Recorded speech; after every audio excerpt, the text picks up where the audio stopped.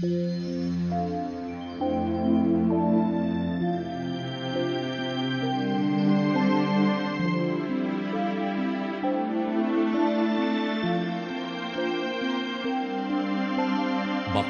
ang bumabasa at ang nangakikinig ng mga salita ng hula at tumutupad ng mga bagay na nangasusulat doon, sapagkat ang panahoy malapit na.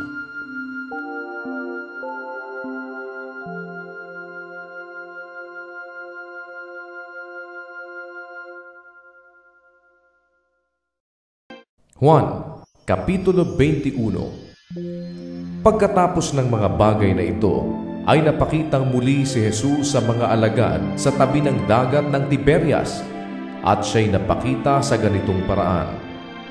Sama-sama nga si Simon Pedro at si Tomas na tinatawag na Didimo, at si Natanael na taga-Kana ng Galilea, at ang mga anak ni Zebedeo, at dalawa pa sa kaniyang mga alagad. Sinabi sa kanila ni Simon Pedro, "Mangingisda ako." Sinabi nila sa kanya, "Kami man ay magsisisama sa iyo." Sila'y nagsiyaon at nagsilulan sa daong, at ng gabing yaon ay wala silang nahuling anuman. Ngunit nang nagbubukang liwayway na, si Jesus ay tumayo sa baybayin, gayon may hindi napag-alaman ng mga alagad na yaon ay si Jesus. Sa kanila nga'y sinabi ni Jesus, "Mga anak, mayroon baga kayong anumang makakain?" Nagsisagot sila sa kanya, "Wala." At kanyang sinabi sa kanila, "Ihulog ninyo ang lambat sa dakong kanan ng daong, at makakasumpong kayo." Inihulog nga nila, at hindi na nila mahila dahil sa karamihan ng mga isda. Yaong alagad nga na iniibig ni Jesus ay nagsabi kay Pedro, "Ang Panginoon nga." Kaya't pagkarinig nga ni Simon Pedro na yaoy ang Panginoon, ay nagbigkis siya ng kaniyang tunika, sapagkat siya'y hubot-hubad, at tumalon sa dagat. Datapwat ang ibang mga alagad ay nagsilapit sa maliit na daong, sapagkat sila'y hindi lubhang malayo sa lupa, kundi may mga 200 siko na hinihila ang lambat na puno ng mga isda. Kaya't nang sila'y magsilunsad sa lupa, ay nakakita sila doon ng mga bagang uling, at isda ang nakalagay sa ibabaw at tinapay. Sinabi sa kanila ni Jesus, "Magdala kayo rito ng mga isdang inyong nangahuli ngayon." Umahon nga si Pedro at hinila ang lambat sa lupa, puno ng malalaking isda na 153, at sa ganoong karami ay hindi napunit ang lambat. Sinabi sa kanila ni Jesus, "Magsiparito kayo at mangagpawing gutom." At sino man sa mga alagad ay hindi nangahas na siya'y tanungin, "Sino ka?" sa pagkaalam na yaon ang Panginoon. Lumapit si Jesus at dinampok ang tinapay, at sa kanila'y ibinigay, at gayon din ang isda. Ito'y ang ikatlong pagpapakita ni Jesus sa mga alagad, pagkatapos na siya'y magbangon sa mga patay.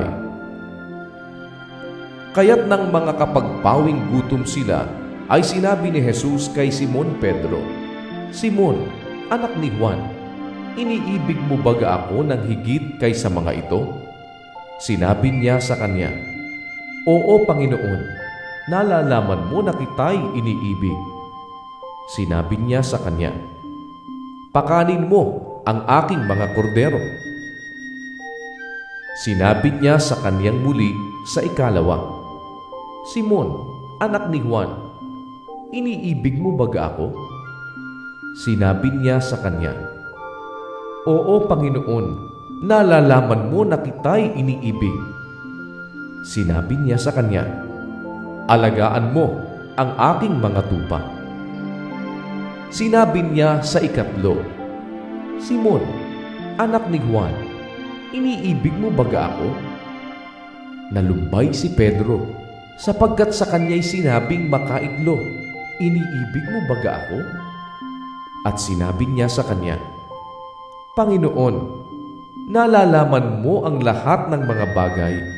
Nalalaman mo na kita'y iniibig.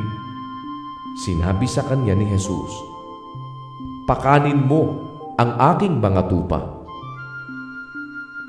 Katotohanan, katotohanang sinasabi ko sa iyo, nang ikaw ay bata pa, ikaw ay nagbibihis, at ikaw ay lumalakad kung saan mo ibig.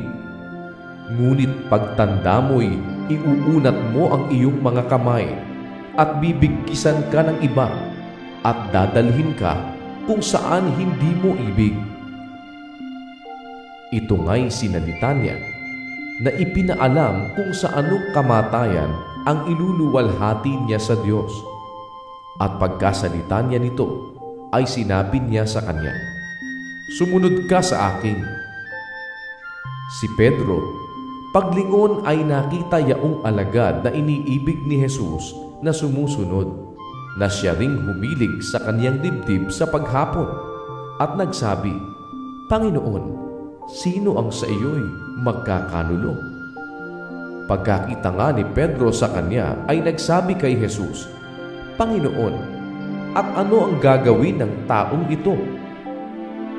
Sinabi sa kanya ni Jesus, Kung ibig kong siya'y manatili hanggang sa ako'y pumarito, ay ano nga sa iyo? Sumunod ka sa akin. Kumalat nga ang sabing ito sa gitna ng mga kapatid, na ang alagad na yaon ay hindi mamamatay. Gayon may hindi sinabi ni Jesus sa kanya na hindi siya mamamatay, kundi, kung ibig kong siya'y manatili hanggang sa ako'y pumarito, ay ano nga sa iyo? Ito ang alagad na nagpapatotoo sa mga bagay na ito, at sumulat ng mga bagay na ito, at nalalaman namin na ang kanyang patotoo ay totoo. At mayroon ding iba't ibang mga bagay na ginawa si Jesus, na kung susulating isa-isa, ay inaakala ko na kahit sa sanglibutan ay hindi magkakasya ang mga aklat na susulatin.